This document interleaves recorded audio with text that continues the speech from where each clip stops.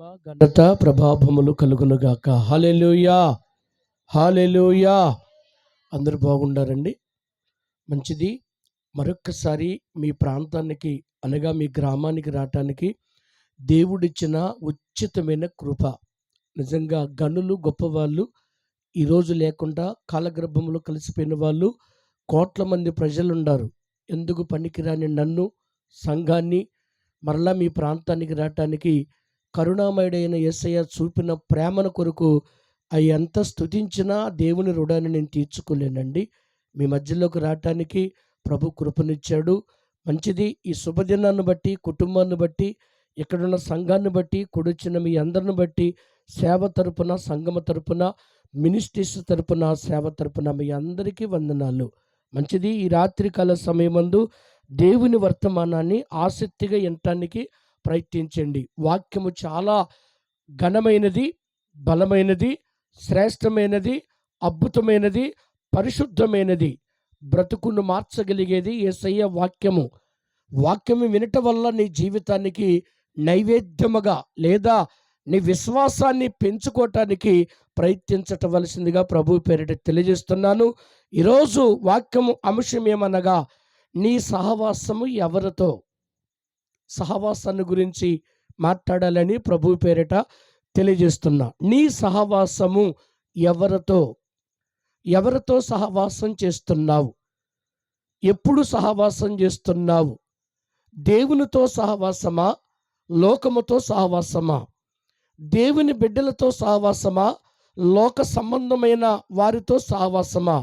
మనం ఈరోజు ఈ మాటను వినటం వల్ల నీ కుటుంబానికి ఆశీర్వాదము కలుగునుగాక. యోబు గ్రంథము పరిశుద్ధ గ్రంథముల నుంచి 22వ అధ్యాయము 21వ వచనాన్ని మనము చూస్తే, ఆయనతో ఆయనతో చెప్పండి మీరు ఒక్కసారి, ఆయనతో సహవాసము చేసిన ఎడల మీకు సమాధానము కలుగునుగాక. అలాగునే మీకు మేలు కలుగును. దయచేసి వినండి. ఆయనతో సహవాసము చేస్తే ఒకటి సమాధానం కలుగుతుంది, రెండోది నీకు మేలు కలుగుతుంది. ఆయనతో, ఆయన అనగానే మీ యొక్క భర్తతో కాదండి, మీ ఆయనతో కాదండి, దేవునితో, పరిశుద్ధమైన దేవునితో నువ్వు సహవాసం చేస్తే నీకేం కలుగుతుందండి? సమాధానము కలుగుచున్నది. ఒక్కసారి మీ పక్కముంట వాళ్ళకి సమాధానము కలుగునుగాక, అలాగనే నీకు మేలు కలుగునుగాక అని చెప్పండి.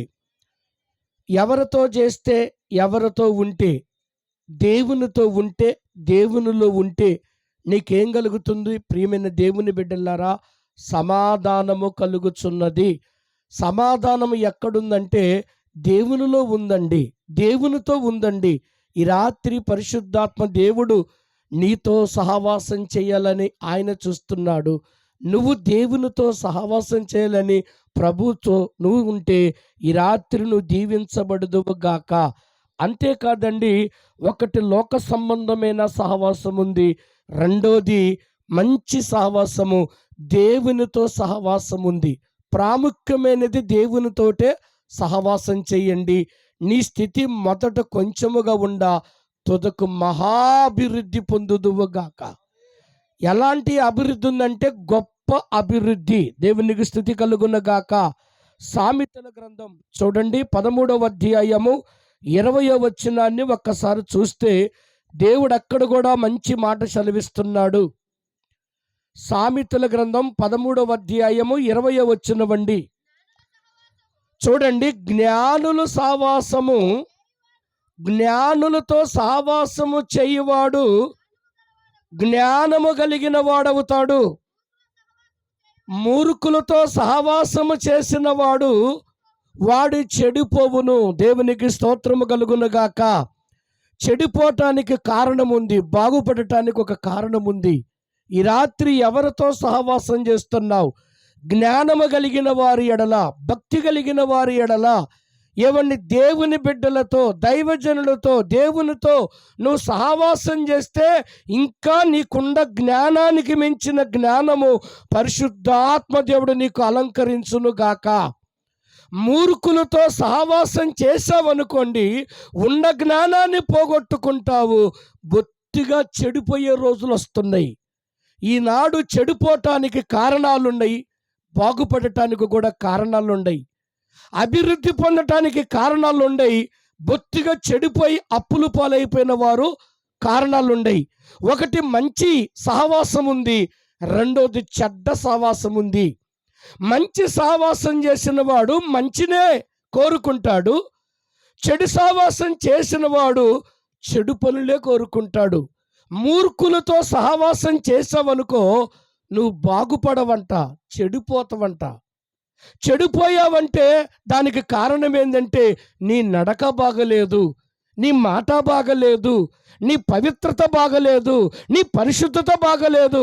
అందుకనే నువ్వు చెడిపోవటానికి కారణము. ఒకవేళ నువ్వు దీవించబడ్డావంటే దానికి కొన్ని సూచనలు ఉన్నాయి, దానికి కొన్ని కారణాలు ఉన్నాయి. ఎందుకో తెలుసా? నువ్వు చేసేది దేవునితో సహవాసం చేస్తున్నావు, నువ్వు చేసేది దేవుని బిడ్డలతో సహవాసం చేస్తున్నావు, నువ్వు చేసే సహవాసము భక్తి కలిగిన వారితో, ఏవండి భక్తితో ఉన్నవారితో నువ్వు సహవాసం చేస్తున్నావు కనుక నీకు సమాధానము కలుగుచున్నది బిడ్డ, నీకు మేలు కలుగుచున్నది కుమారుడా. ఈరోజు నువ్వు చెడిపోవాలన్నా, బాగుపడాలన్నా, మరి బాగుపడాలన్నా, చెడిపోవాలన్నా సహవాసాన్ని బట్టి చాలామంది చెదిరిపోతున్నారు.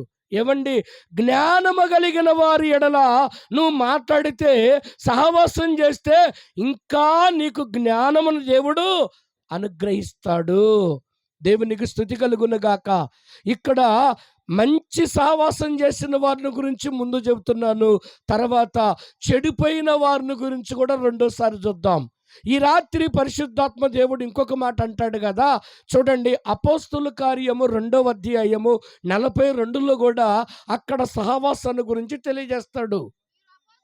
మీరు అపోస్తుల బోధ యందును, సహవాసమందును, రొట్టె విరుచుట యందును, ప్రార్థన చేయుట యందును ఎడదిగక ఉండండి. మీరు అపోస్తులు బోధ యందు ఉండాలి. ఏ బోధ అండి? బోధ అపోస్తులు యందు బోధ. నిజంగా నువ్వు దేవుని బోధకి నువ్వు నిలబడి ఉంటే, దేవుని స్వరాన్ని నువ్వు వినగలుగుంటే, దేవుని మాటలను వినగలుగుంటే, ఇదిగో ఎడదిగక నువ్వు దేవునితో సహవాసం చేస్తే ఇగమందు కానీ పరమందు కానీ నా యేసయ్య నిన్ను ఆశీర్వదించును గాక. అక్కడ సహవాసమందన్నాడు, రొట్టె విరుచుట అన్నాడు, ప్రార్థన చేయట యందును. చాలామంది అండి నెలకొక్కసారి రొట్టెలో పాల్గొంటారండి, ఆదివారం ఆరాధనకు వెళ్ళరండి, బోధ వినరండి, సేవకుడితో స్నేహం చేయరండి, దేవుని బిడ్డలతో సహవాసం చేయరండి. ఎప్పుడుకో ఒకసారి వస్తారు, తన ఇష్టానుసారంగా తిని తాగి ఆ బల్లారాధనలో వచ్చి అలాగా బల్లలో చేయేస్తుంటావు. నీకు ఎలా సమాధానం కలిగిద్ది? నీకు ఎలా దీర్ఘాయు కలుగుతుంది? కొరింథీయులు అంటాడు, బల్లను గురించి చెప్పాలంటే, ఎవడు అయోగ్యంగా బల్ల చేతిలో చేయకూడదు, ఎవడు అయోగ్యంగా రొట్టెను తినకూడదు. ఏ గుడిగా ఉండాలి, పరిశుద్ధంగా ఉండాలి, పవిత్రంగా ఉండాలి, ఆయన బోధ వినాలి, ఆయనతో సహవాసం చేయాలి. ఆయన రొట్టె విరుచుటలో కానీ ప్రార్థన చేయటంలో కానీ ఎడదిగక ఉండాలి, ఎడదిగక ఉండాలి. కొంతమంది స్నేహం చేస్తే లోకముతో మాత్రము స్నేహం బాగా చేస్తారండి, కానీ దేవుని దగ్గరకు వచ్చి ప్రార్థన చేయాలంటే సమయం లేదంటారండి. కానీ నీ లోకులతో అంటే ఈ యొక్క స్నేహితులతో, బంధువులతో, లేదా ఇక్కడున్న ఈ లోక సంబంధములతో స్నేహం చేయటానికి సమయం ఉంది, కానీ దేవునితో నడవటానికి సమయము లేదని మాట్లాడుతుంటారు. ఈ రాత్రి నువ్వు నేర్చుకోవలసిన దీవెన, నువ్వు నేర్చుకోవలసిన పాఠం ఏంటంటే, ఆయనతో చెయ్యి, దేవునితో సహవాసము చెయ్యి.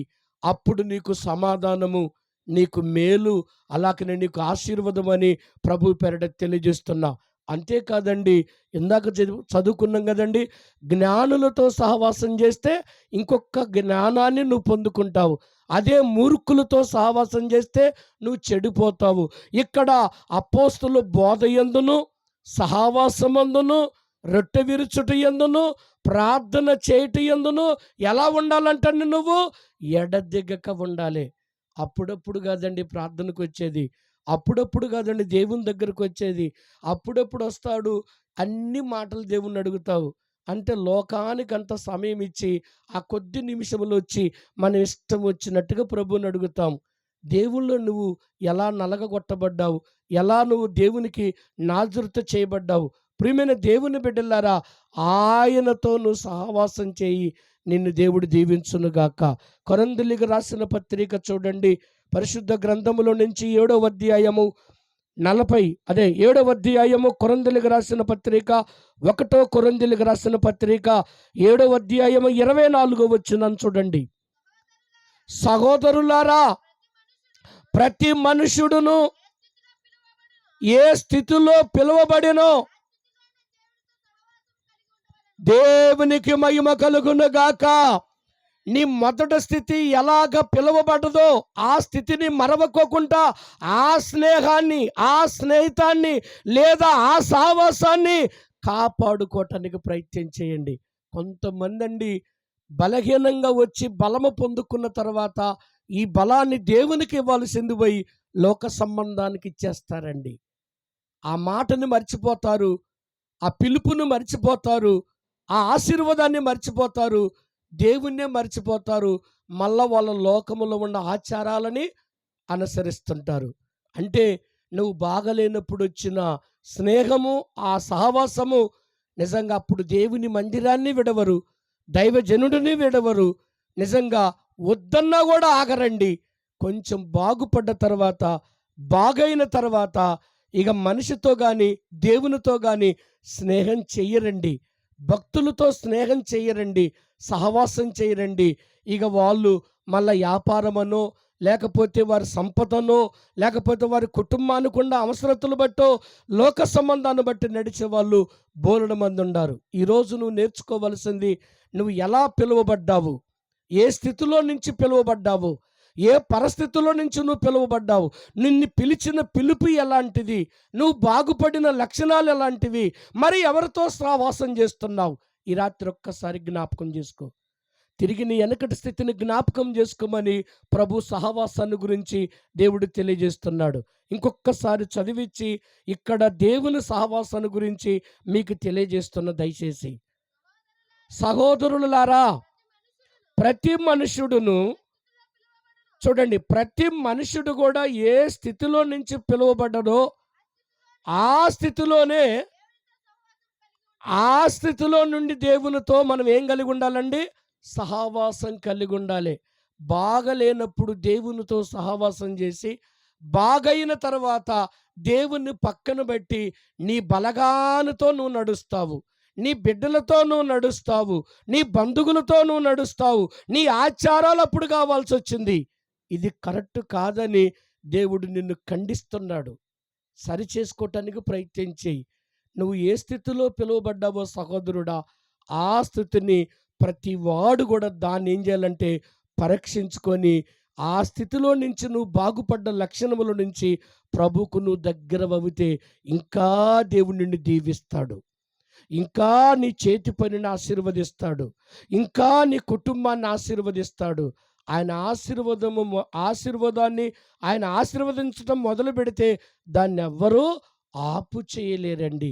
దయచేసి 2 చేతులు జోడించి ఈ రాత్రి ప్రాంతానికి, ఈ కుటుంబానికి, ఇక్కడొచ్చిన బిడ్డలకు మీకు తెలియచేస్తున్నాను. నువ్వు ఎవరితో సహవాసం చేస్తున్నావు?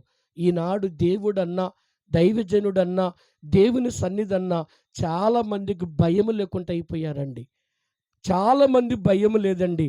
మనుషులకు భయపడుతున్నారు కానీ దేవునికి భయపడట్లేదండి.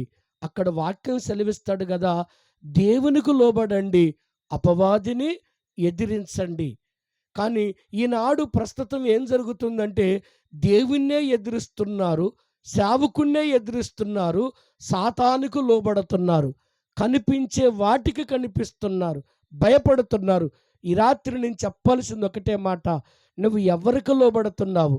నీ స్నేహం ఎవరితో ఉంది, నీ సహవాసం ఎవరితో ఉంది, నువ్వు ఎవరితో మాట కలుపుతున్నావు, నువ్వు ఎవరితో చేయగలుగుతున్నావు, ఎవరితో నువ్వు స్నేహం చేస్తున్నావు, ఒక్కసారి జ్ఞాపకం చేసుకో బిడ్డ. ఒక్కసారి జ్ఞాపకం చేసుకో తమ్ముడా. నువ్వు మాటకి మాట కలుపుతున్నావంటే సాతానికి మాట ఇస్తున్నావు కానీ దేవునికి మాట ఇవ్వట్లేదు. చేయి కలుపుతున్నావు కానీ దేవుని చేతి కిందికి రావట్లేదు. లోక సంబంధమైన చేతి కిందికి పోతున్నావు. అందుకని ఈనాడు శ్రమలు, కష్టాలు, ఇరుకులు, ఇబ్బందులు, శ్రమలు ఇవన్నీ మనం ఎదుర్కొంటున్నావు. అదే ఆయనతో స్నేహం చేయి. ఆ 24 గంటల్లో 12 గంటలు దేవునికి ఇస్తే ఎంత దీవెనండి. 12 గంటలు కదండి, రోజు మొత్తం మీద 1 గంట దేవునికి ఇస్తున్నావండి.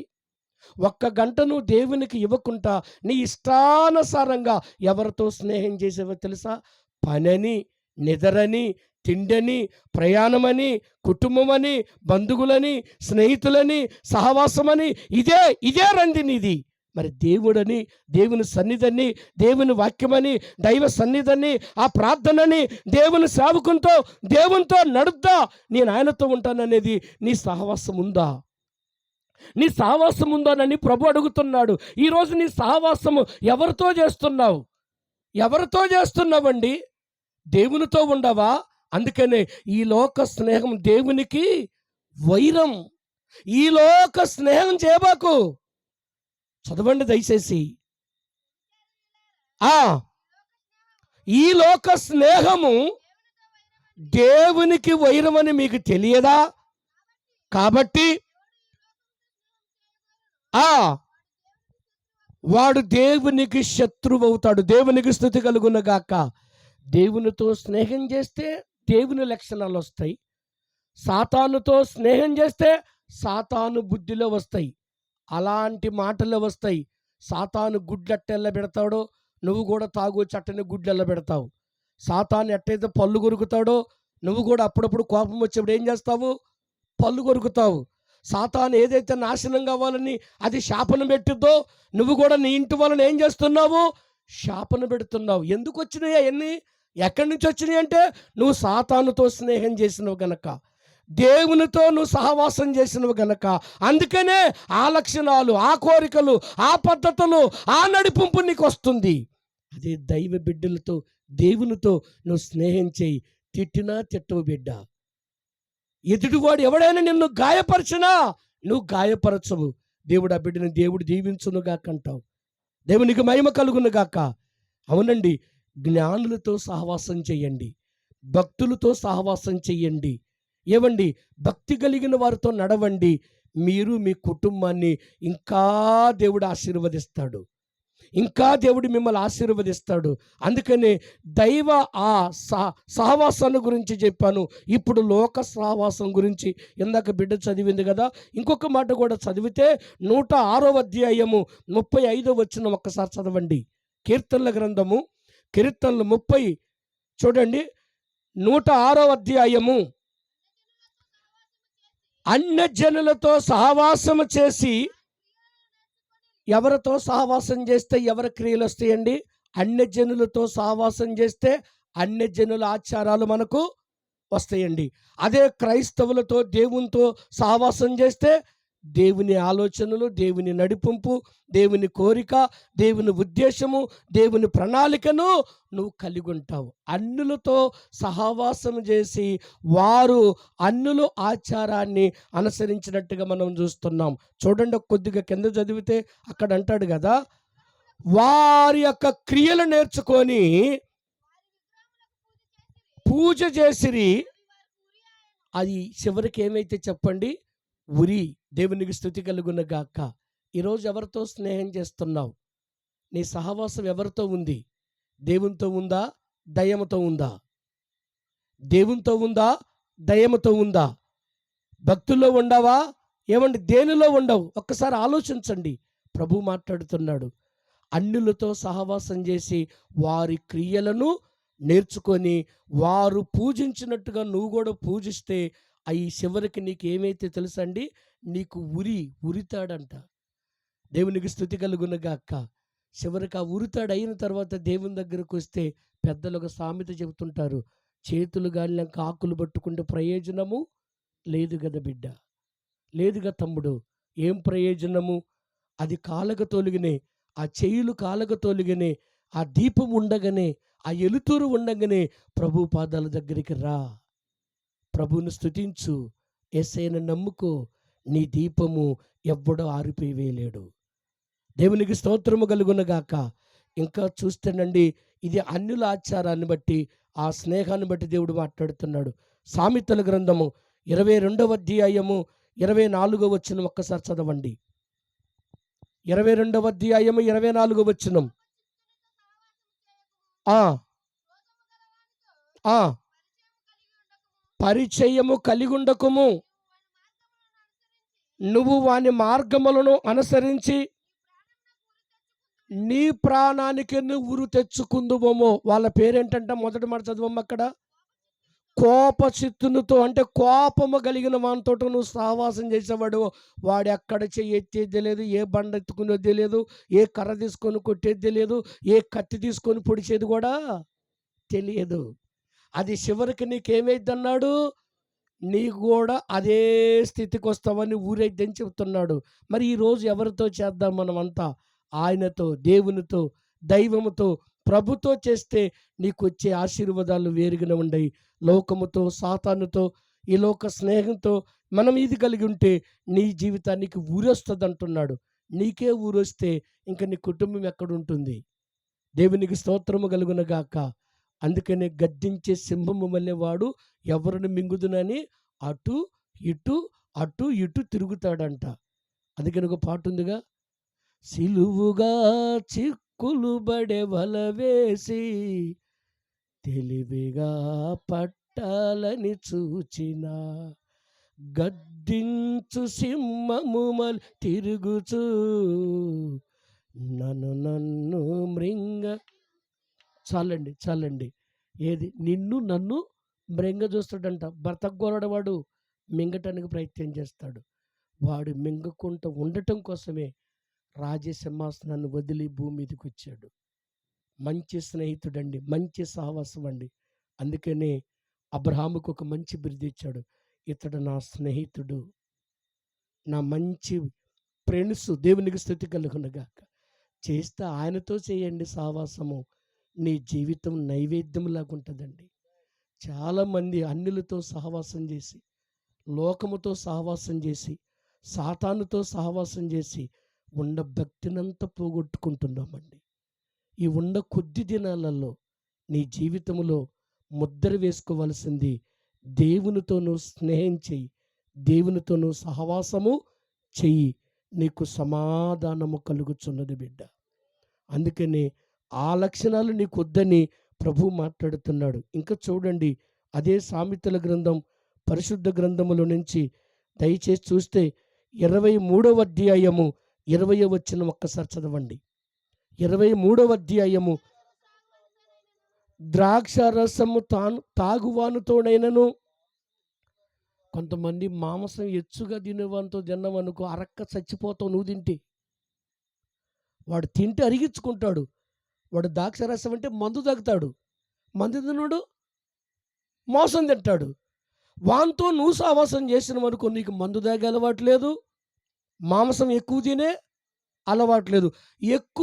ఎక్కువ లేనివాడు ఎక్కువ తినుంటామని తిరిగితే నీ కోరికలు ఏమైతాయి అంటే పొట్టబలికి చచ్చిపోతావు, పొట్టబలికి చచ్చిపోతావు.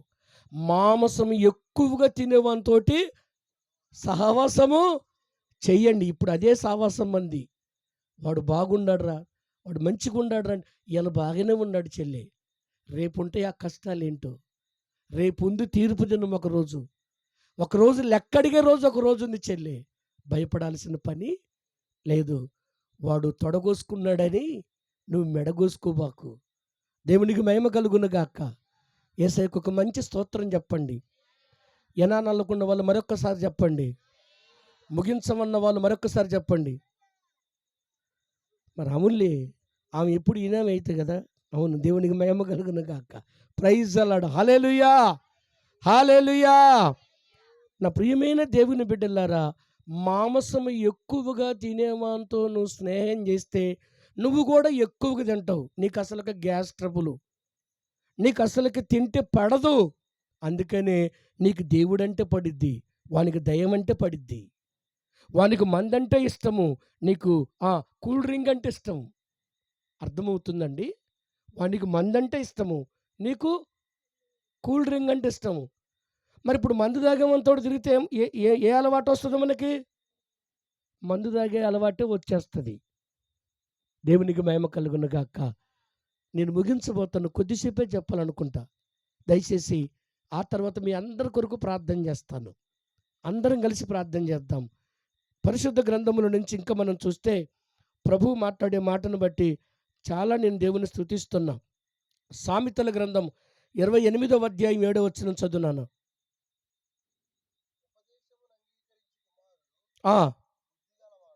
ఉపదేశాన్ని అంగీకరించే కుమారుడు బుద్ధి కలిగిన వాడు. ఆ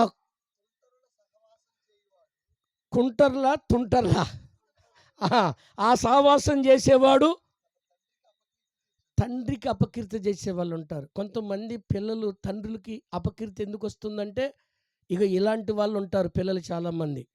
తల్లిదండ్రులు మంచిగా బతికే వాళ్ళు ఉంటారండి. ఆ పచ్చడి మెతుకులు తిన్నైనా, ఆ చిన్న ఆ తాటాకులు ఇల్లు ఉన్నప్పటికైనా, చిన్న గుడిసెలుండా తల్లిదండ్రులు మంచిగా పరువుగా బతుకుతుంటే, ఈడు ఏదో ఈడు మంచిగా ఉండాల్సింది పోయి తల్లిదండ్రులకి ఎలాంటిదంటే అపకీర్తి తెస్తున్నాడు, చెడ్డ పేరు తెస్తున్నాడు. ఏమండి, మంచి పేరు తేవాల్సింది పోయి చెడ్డ పేరు. ఎవరు సావాసం చేశాడు ఈడు? త్రాగుబోతులతోటి, కుట్ర ఉండే వాళ్ళతోటి, బుగుతులు మాట్లాడే వాళ్ళతోటి, కోపముతో ఉండేవారితోటి, మూర్ఖులతో ఈడు సావాసం చేసి ఆ మూర్ఖుడైపోయి ఇంటికాడికి వచ్చి మూర్ఖంగా ప్రవర్తిస్తాడు. సావాసం ఎవరితో ఉంటే అదే నడిపింపు వస్తుందండి.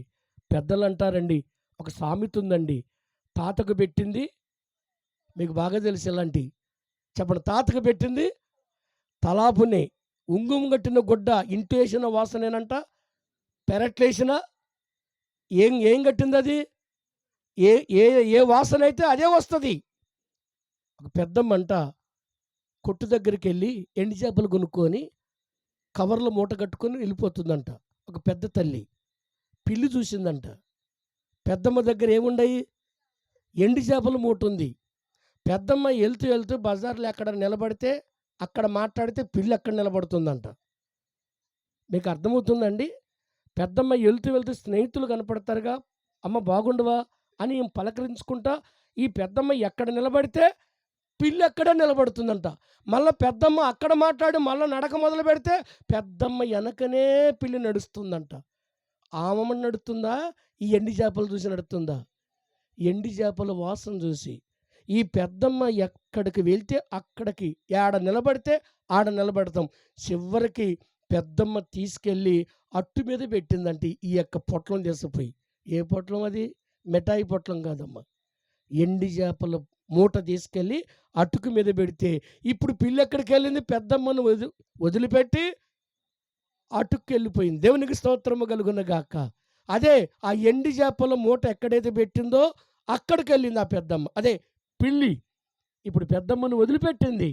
అదే బిడ్డ, పాపము నీ ఎమ్మటొస్తే పాపము నీ ఎమ్మటే వస్తుంది. దేవునికి మహిమ కలుగును గాక. ఆ పాపాన్ని నువ్వు వదిలిపెడితే ఆ పాపము నీ ఎమ్మటి రాదు. దేవునికి స్తుతి కలుగును గాక. నువ్వు ఏది చేస్తే అదే వస్తుంది. నీ దగ్గర ఏ పని చేస్తే ఆ వాసన వస్తుంది. చేపలు పట్టే వాళ్ళ దగ్గర ఏం వాసన వస్తుందండి? నీ సువాసన వస్తుంటుంది. దేవునికి మహిమ కలుగును గాక. మల్లెపూలు అమ్మే వాళ్ళ దగ్గర ఏ ఏ వాసన వస్తుందండి? మల్లెపూల వాసన వస్తుంది. చేపలు పట్టుకునే వాళ్ళ కాడ వాసన మల్లెపూల దగ్గర వస్తుందా? మల్లెపూల దగ్గర ఉన్న వాసన చేపలు పట్టే వాళ్ళ దగ్గరకు వస్తుందా? రాదనిట్టు బలిగానే చెబుతున్నాం. మరి ఎందుకు చేయట్లేదు మనం? రాదని మనం చెబుతూనే ఉన్నాం, కానీ మన సహవాసం ఎక్కడుంది? ఎలా ఉంది? దేవునికి స్తోత్రము కలుగును గాక. యేసయ్యకు ఒక మంచి స్తోత్రం చెప్పండి. అలాగ నిద్రొచ్చే వాళ్ళు చెప్పండి. ప్రభు మిమ్మల్ని ఆశీర్వదించును గాక. ప్రభునందు తమ్ముడు చెల్లె, ఈ రాత్రి నీ సహవాసం ఎవరితో ఉంది? చాలామంది నా సహవాసం ఒకప్పుడు సినిమాలు, మందు, గుట్టకాలు, ఏమండి కైనీలు, ఇది తిన్న వ్యక్తిని అప్పుడు సహవాసం ఎక్కువ ఉందండి, అప్పుడు ఘనత ఎక్కువ ఉందండి. ఇప్పుడు అన్నీ మానేసిన తర్వాత కొంతమంది మనకే విరోధులైతారండి. కానీ ఈ విరోధులే ఒకరోజు మిత్రులుగా మార్చబడతారు. దేవుడు ఆశీర్వదిస్తాడు. అందుకనే ఇది పూలబాట కాదు మనం నడిచేది, ముళ్ళబాట. ఇది ఇరుకు దోరణం. ఇది ఇరుకు దూరం అండి. ఈ దోరణంలో నడిచే వాళ్ళు తక్కువ. విశాలమైన మార్గం ఉంది, ఎడలుపు పోయే దారి ఉంది. ఆ దారికి ఎవడడ్డురాడండి. ఈ దారికి నువ్వు నడవాలంటే ఎన్నో ఆటుపోటులు, ఎన్నో ఆటంకాలు, ఎన్నో ఇబ్బందులు వస్తాయి. అయినా దీనిలోనే నువ్వు నడిస్తే ఇక ఇప్పుడు కాదు, ఎప్పటికైనా నువ్వు స్థిరమంతుడివే, ఎప్పటికైనా నువ్వు శ్రీమంతుడివే, ఎప్పటికైనా నువ్వు భాగ్యమంతుడివే, ఎప్పటికైనా నీకు రక్షణ కలిగింది. ఆ రక్షణ ఎవడో తీసివేయాడు బిడ్డ. ఈ రాత్రి ఎవరితో సహవాసం చేస్తున్నావు? నీ సహవాసం ఎవరితో ఉంది? నీ మాట ఎవరితో ఉంది? నీ కలగలుపు ఎవరితో ఉంది? నువ్వు దేవుని మాట వింటున్నావా? సేవకుడు మాట వింటున్నావా? దేవుని బిడ్డలతో సహవాసం కలిగి ఉండవా? ఒక్కసారి ఆలోచించండి. అమ్మా, ఏ విత్తనం ఎత్తే అదే విత్తనం అనే పంటను నువ్వు కోసుకుంటావు బిడ్డ. ఈనాడు మీ ఏరియాలో ఎక్కువ చూస్తే మాగాడుంది. రేపు మీరు మిరపకాయలకు వస్తారా? కొయ్యరు కదా. మీరు ఏ విత్తనం ఇస్తారో ఆ పంటనే కోస్తారండి. మరి నీ పంట, నీ విత్తనం ఎక్కడ, ఏది ఇచ్చినావు, ఏ విత్తనం ఇచ్చినావు, నీ పిల్లలు అదే పంట కోసుకుంటారు. మనుషుడు ఏది విత్తునో ఆ పంటనే కోస్తాడు. నేను ఒక్క మాట చెబుతా దయచేసి, ప్రియమైన తల్లి, ప్రియమైన డాడీ, నువ్వు ఏ విత్తనమైతే ఇప్పుడు వేస్తావో నీ పిల్లలు అదే విత్తనాన్ని కోస్తారు. నువ్వు ఏ నడక నడుస్తావో నీ పిల్లలు కూడా అదే నడక నడుస్తారు. దేవునికి స్తుతి కలుగునుగాక. చాలామంది తల్లిదండ్రులు కావచ్చు, లేదా పిల్లలు కావచ్చు, ఏవండి, చూస్తుంటే చాలా కుటుంబాలు పతనమైపోతున్నాయండి. పతనమైపోతున్నాయి, చెడిపోతున్నారు, పడిపోతున్నారు, చెదిరిపోతున్నారు, ఏవండి, చనిపోతున్నారు. ఏవండి, దారి తప్పి నడిచే వాళ్ళు బోలెడు మంది ఉన్నారు. ఇదిగో యేసయ్య మార్గములోకి రావటానికి మంచి సహవాసము, దేవుని సహవాసానికి రా. నీ బిడ్డలు కావచ్చు, నువ్వు కావచ్చు, దేవుని సహవాసానికి వెళ్ళు. ఒంటరిగా ఉండొద్దు దయచేసి. ఒంటరిగా ఉండకూడదు. ఒంటరిగా ఉన్నావో సాతాను నిన్ను మింగటానికి చూస్తాడు. ఎవరిని మింగుతున్నాను వాడు గద్దించే సింహము వల్లే తిరుగుతున్నాడంట.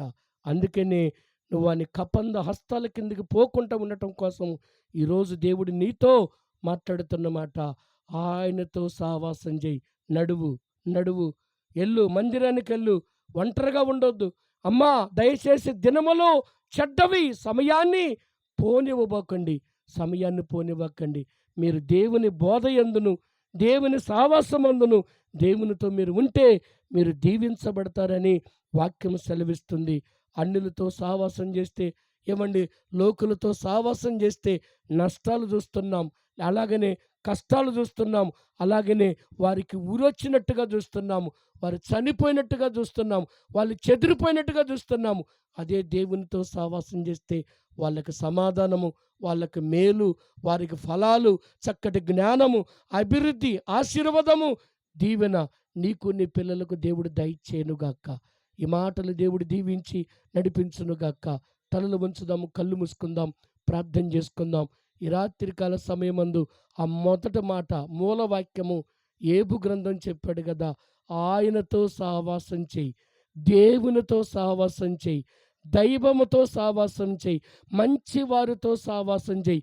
రెండు చేతులు జోడించి చెబుతున్నా, ఇక్కడ కూర్చున్న వాళ్ళు కావచ్చు, ఈ ఇంటి వారు కావచ్చు, ఇదిగో ఇక్కడున్న సంఘం కావచ్చు, లేదా చుట్టుపక్కల నుంచి వచ్చిన సంఘ బిడ్డలు కావచ్చు, ఇదిగో దైవజనుడిగా రెండు చేతులు జోడించి చెబుతున్నా, ప్రియమైన సంఘమా, ప్రియమైన బిడ్డ, నువ్వు ఎవరితో స్నేహం చేస్తున్నావు, ఎవరితో సహవాసం చేస్తున్నావు, ఎవరితో నువ్వు నడుస్తున్నావు, నీ తీర్మానం ఎవరితో ఉంది, నువ్వు ఎవరికి ఒడంబడిక చేసుకున్నావు, ఎవరికి మాటిచ్చున్నావు, ఎవరి సన్నిధిలో నడుస్తున్నావు.